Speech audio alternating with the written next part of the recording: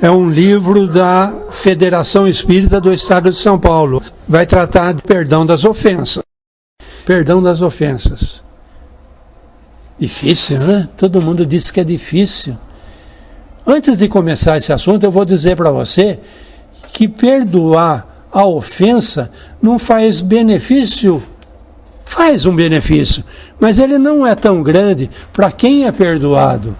O benefício é para quem perdoa. Quem perdoa se desligou, se desatou de uma situação que estava sendo terrível para aquele que não perdoava. Muitas vezes o ofensor nem se lembra mais que ofendeu. Ele está tocando a vida dele. Mas você que foi ofendido e não perdoou, você ficou ligado naquele acontecimento. E você não consegue se desligar. O maior prejudicado é você. O ensinamento de Jesus era mais direcionado ao coração do que à mente. Falava ao sentimento. Disse a Pedro: perdoarás, mas sem limite. Perdoarás cada ofensa, tantas vezes quanto vos for feita.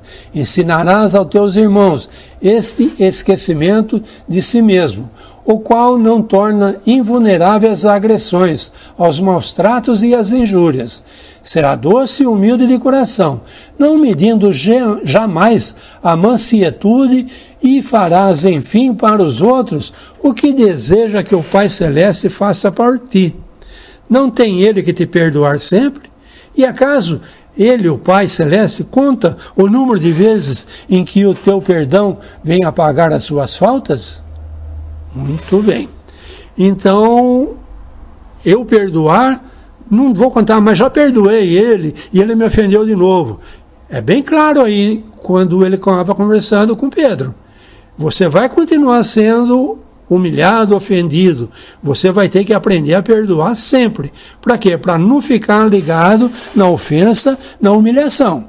Ok? É essencial o perdão irrestrito. A indulgência. Essa palavra aqui é bacana. Indulgente é aquele que não perdoa. Como assim o indulgente não perdoa? Não, o indulgente não perdoa porque o indulgente nem se ofende. Ele consegue se pôr na situação do ofensor de tal maneira que ele entende o ofensor. Ele entende por que ele está sendo ofendido e ele nem se ofende. Então, perdão irrestrito quando eu me ofendo, mas o ideal é que eu seja indulgente, sem limite. E a caridade desinteressada. Caridade, então, é se pôr na situação do ofensor. Em última análise, o exercício do amor ao máximo que pudermos, para que estejamos em condição de receber o perdão, a que Jesus se refere na oração dominical. Então a oração dominical é o Pai Nosso, né? Ele fala: perdoa assim como nós perdoamos. Ide, meus bens amados, estudai e comentai essas palavras que vos dirijo, da parte daquele que do alto dos esplendores celestes tem sempre os olhos voltados para vós, e continua com o amor a tarefa ingrata que começou há 18 séculos. Esse é Jesus, hein? 18 séculos é Jesus. Perdoai, pois, aos vossos irmãos, como tendes necessidades de ser perdoados. Se os teus atos vos prejudicam pessoalmente, eis um motivo a mais para serdes indulgentes, porque o mérito do perdão é proporcional à gravidade do mal, e não seria nenhum mérito passar por alto os erros dos vossos irmãos, se esses apenas vos incomodassem de leve. Então o indulgente se sentiria incomodado, mas ele não se ofenderia, então não vai ser tão afetado. Isso está no capítulo 10 do Evangelho segundo o Espiritismo. Eu fiz um pequeno resumo, recomendo que vocês consultem o Evangelho segundo o Espiritismo do Allan Kardec. Esse capítulo 10 é muito interessante.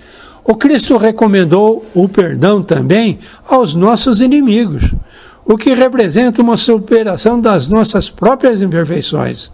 Se fizermos um exame sincero de consciência, talvez cheguemos à conclusão de que fomos nós mesmos que provocamos a ofensa.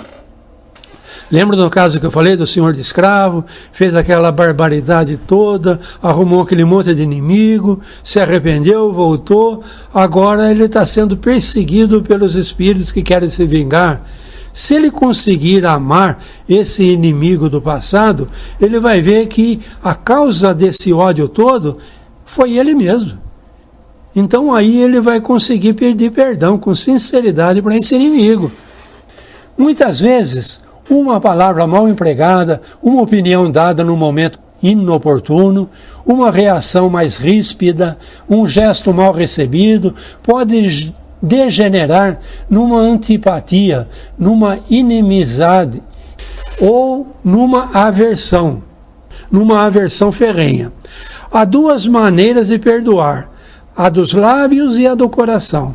Podemos dizer, eu lhe perdoo, mas no interior sentir um prazer secreto pelo mal que possa lhe acontecer, dizendo assim mesmo, foi bem merecido. Quando dizem perdoo e acrescentam, mas jamais me reconciliarei, não quero vê-lo pelo resto da minha vida. O perdão, segundo o Evangelho, lança um véu sobre o passado. É o único que será levado em conta, pois Deus não se contenta com as aparências, sonda o fundo dos corações. Lembra quando eu falei lá da veste nupcial? Deus não está vendo o teu corpo de carne não, cara. Deus está vendo o teu corpo espiritual, se você está com veste nupcial ou não. Você quer continuar com aquela veste, sei lá que veste que é, a que não é nupcial? Olha que o Nibiru está passando por aí. Corre o risco de você ser atado de pés e mãos e fazer parte do Nibiru. E justo agora que nós estamos com a festa por acontecer, tanta energia chegando, a mesa posta, tudo pronto para a festa. Agora que era para ser um momento de alegria, está todo mundo aí preocupado, a economia caiu, a pandemia, as pessoas estão morrendo. Ok, está morrendo o corpo de carne. O corpo de carne da pessoa animada, da pessoa otimista, da pessoa alegre, ela nem percebe que ela morreu. Ela continua na vida espiritual, otimista, alegre, animada, ela vai procurar algum trabalho, ela vai procurar algum estudo, e a vida continua, porque a vida, como diz os evangelhos, ela é única. Ela nasceu lá na tua individualização, quando se tornou espírito simples e ignorante, e ela vai continuar pela infinidade dos tempos. Só se vive uma vez, com vários corpos de carne. Sair de um corpo de carne é tirar uma veste que não serve mais. E você vai continuar com a tua veste perispiritual, que eu espero que seja brilhante já, que seja uma veste de núpcias, porque a festa está começando. Nós tivemos todos os motivos para nos desanimarmos. Mas agora está na hora da gente pensar nessas parábolas de Jesus, o recado foi dado, os trabalhadores do Senhor estão fazendo os últimos convites. Quem não aceitar o convite, quem não quiser pelo menos trocar a veste por uma veste nupcial, lamento. Mas o Pai, na sua bondade infinita, providenciou um planeta de acordo para esse pessoal continuar o seu progresso espiritual nas trevas exteriores, onde haverá choro e ranger de dentes. Porque Deus é mau, está castigando? Não. Porque você não quer trocar de veste. Troca de veste. Entra na festa. É o único que será levado em conta, pois Deus não se contenta com aparências. Ele sonda o fundo dos corações e o mais secreto dos pensamentos. O rancor é sempre um sinal de baixeza e de inferioridade. O verdadeiro perdão se reconhece pelos atos, muito mais do que pelas palavras, conforme a palavra do apóstolo Paulo na mensagem acima. Então, para escrever essa lição, o pessoal que preparou essa lição da Federação Espírita de São Paulo, a FESP, Federação Espírita do Estado de São Paulo, ela usou o Livro dos Médiuns, o Evangelho segundo o Espiritismo, e eu, quando preparei a lição, usei um pouco do Livro dos Espíritos também.